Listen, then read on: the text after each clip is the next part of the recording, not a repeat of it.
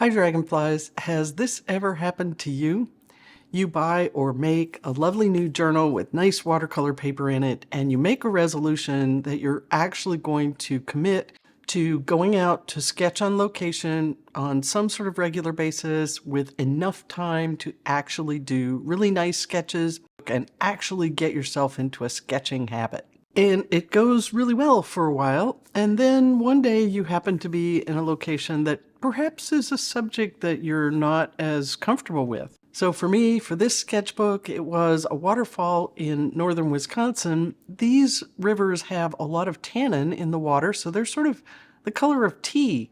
So I had this brown water with white foam. I really didn't have an idea of how to suggest that it wasn't just muddy, it's actually beautifully transparent. So I struggled and overworked it and came back on top with gouache and colored pencil and everything under the sun.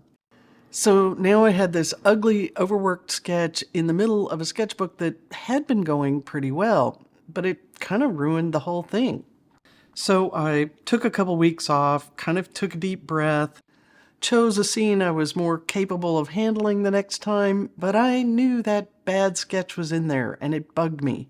And then for whatever reason, the very next time I went out, I went back to one of those waterfalls with this tea-colored water, and that also did not go very well. I got really discouraged, and that was the end of working in that sketchbook. Without really stopping to think about it, I was carrying some pretty big expectations with me out to the field with my sketchbook. I would always choose a lovely scene. I would execute every sketch as well as my studio paintings, even if it was an unfamiliar subject that presented new challenges that I didn't have any techniques for. And despite the limited working time and other complications of trying to work on location, and despite my own discouragement, other demands of my time, and lapses in motivation. When I put it all together like this, it sounds ridiculous that I would ever think that this could work. And on top of all of that, when I did get a chance to travel or take a day to go out and sketch in some beautiful location, I felt really stressed about how well it was going to go. I had a lot of memories about the last time I tried to keep a sketchbook and it didn't go so well. It wasn't really adding any enjoyment to my travel or to my time spent out in these beautiful natural locations. And it's not just once, I've done this multiple times. These are just a few of the sketchbooks that I have that have lots of blank pages. And I've had a lot of conversations with other artists who've had similar experiences, so if some of this sounds familiar, you're not alone. But don't despair and don't give up your aspirations of having a sketchbook practice that brings you joy and relaxation and satisfaction instead of frustration and discouragement. But at the same time, it's good to reflect on if I'm starting from maybe just starting to learn watercolor or starting to learn to draw, or perhaps I'm accomplished with those things, but I'm not used to doing it on location with the wind and the bugs and people looking over my shoulder. It's a pretty big jump from those just starting out places to filling a 40 to 60 page sketchbook and having every page be a well-chosen subject that I know how to handle and execute beautifully, that's a lot to ask. So trying to start there might not be the best thing to do if we want to avoid being totally discouraged. So where do we start though? One of my problems, and I think the reason why I tried to start there so many times, is I kind of didn't know what else to do. So in this video, I'd like to share some other things that you can do that actually get you out on location, sketching on location, and build all the skills that you might need if your goal is to ultimately be able to produce that 40 or 60 page travel journal that you can share with all your friends, or that gardening journal that you keep as a record of everything that happened in your garden over the course of the year, or whatever it might be. I have to say this to myself all the time: try to tackle one difficulty at a time.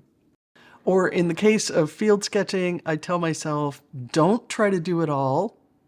Time is often limited in the field, so I often focus on capturing the most essential or interesting information first. If there's something about the scene that I could just invent pretty easily or approximate, I'll leave that until last. Here are some concrete examples. Sometimes I just try to capture an interesting or appealing color combination that I might not even use for this particular scene. On this two-page spread, I was just trying to capture this transition between sort of a silvery gray and a warmer, more golden tone around the edge of the clouds. I made some notes about what I was trying to capture, and I tried different pigment combinations. This was a subtle color combination that I'd been trying to capture in the studio without success.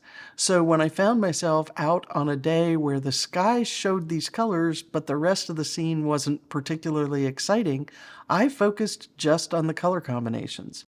I actually do this a fair amount in my sketchbook because it gives me an opportunity to try out different pigment combinations, painting from life, that I can then take back and use in many different paintings in my studio. I also use this as a memento of a particular scene or location when the colors are the things that grab me the most. Often what grabs me about a scene is the particular combination of colors, and sometimes it's hard to capture those variations and still get all my drawing right and the values right, so I just focus on color. If I still have time after capturing that most important thing to me about the scene, which was the colors in the sky, I can try some other more traditional sketches of the other elements of the scene, but I don't have to worry so much about getting the colors right at the same time, because I've already captured that information. Another activity I find much more manageable and enjoyable on location is capturing interesting details that I can add to paintings to add character or indicate the setting. When I'm traveling, I very often tape off or draw some little boxes on a few pages where I can capture little interesting details over the course of the trip and worry just about that particular detail. As you see here, some of these don't even have a background, or if there is a background, it's very vague because I just wanted to get that one detail, and then I'll worry about how to incorporate it into a painting later, or not. To me, these little scenes bring back a lot of memories from the trip and actually are just as enjoyable, or sometimes more enjoyable, than a full scene that I labored over for an hour or two. When you're painting or sketching landscapes, very often just the silhouette of an interesting tree is pretty useful to have to frame another painting or to establish a setting. So sometimes I just capture the silhouette of a tree. I like to work in ink, so I'm drawing mine, but you could just paint them in a single color with no detail, just the silhouette. Here on the coast, I do the same thing with the silhouettes of some of our well-known offshore rocks. And I like to collect the silhouettes of people in different poses and activities.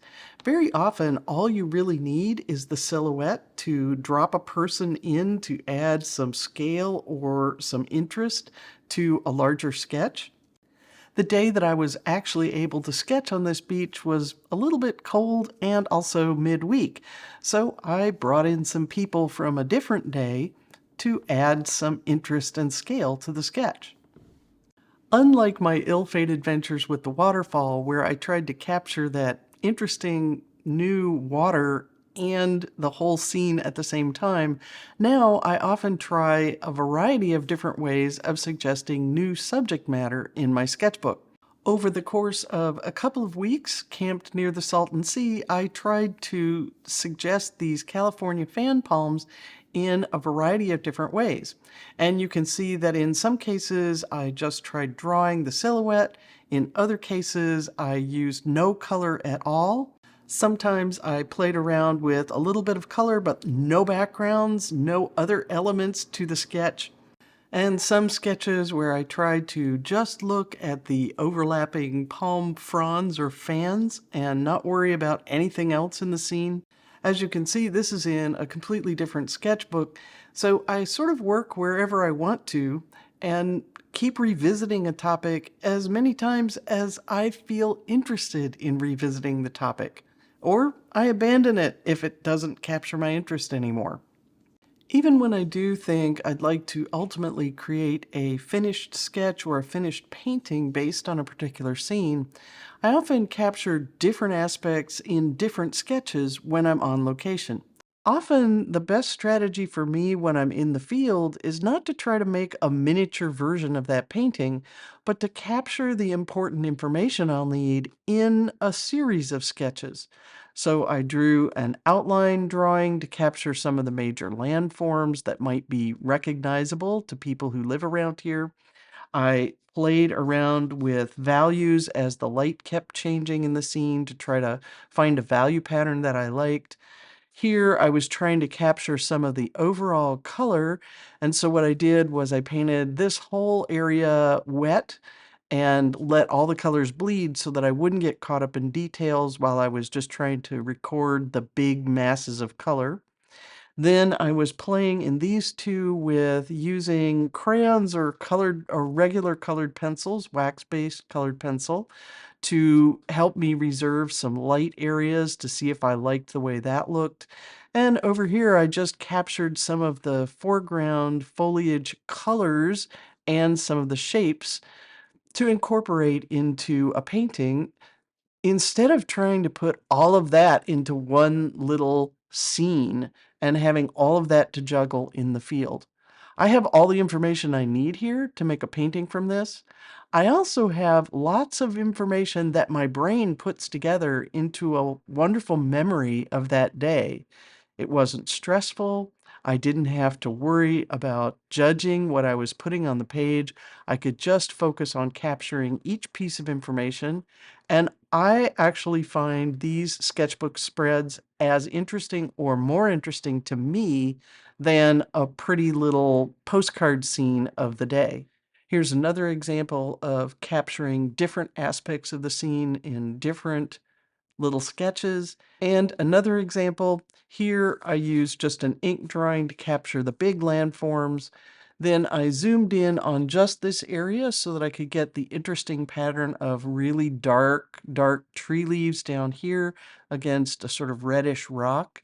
And here there was some interesting light one evening, so I captured just what was going on in the sky, trying gouache. So I'm testing out the technique of using the gouache to capture this sky. And I didn't even bother with the landforms down here. I just put some dark down here to give me the contrast. Again, I've captured all the information I would need to make probably several paintings based on this scene. And I don't even need a photograph to help me here. I've got everything that's essential and nothing that I don't really need or couldn't invent.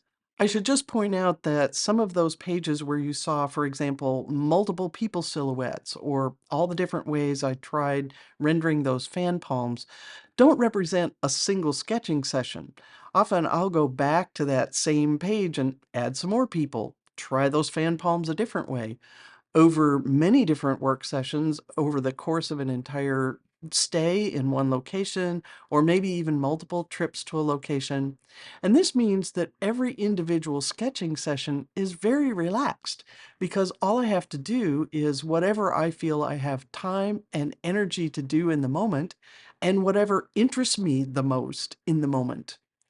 But at the same time, I'm building all the skills that I would need if I aspire to eventually create a little book of picture postcard scenes representing my travels on a wonderful vacation or what happened in my garden over the course of a year. So I find that this makes my sketching practice a lot more enjoyable and more productive. And I don't have those days where I get really discouraged. I actually also give myself permission, if there is a sketch in there that I don't like and it's bugging me, to glue something on top of it. And since most cases I'm using a small portion of the page, it's pretty easy for me to find a little postcard or another little sketch and cover up that sketch I don't like. So I hope this opens up some ideas for you about how you might Capture just what interests you, just what you have the energy for, and make your sketchbook practice something that you really look forward to and doesn't produce discouragement, but instead produces joy and relaxation and stress relief in your life. Hope you have fun with it, and I'll see you next time. Happy painting!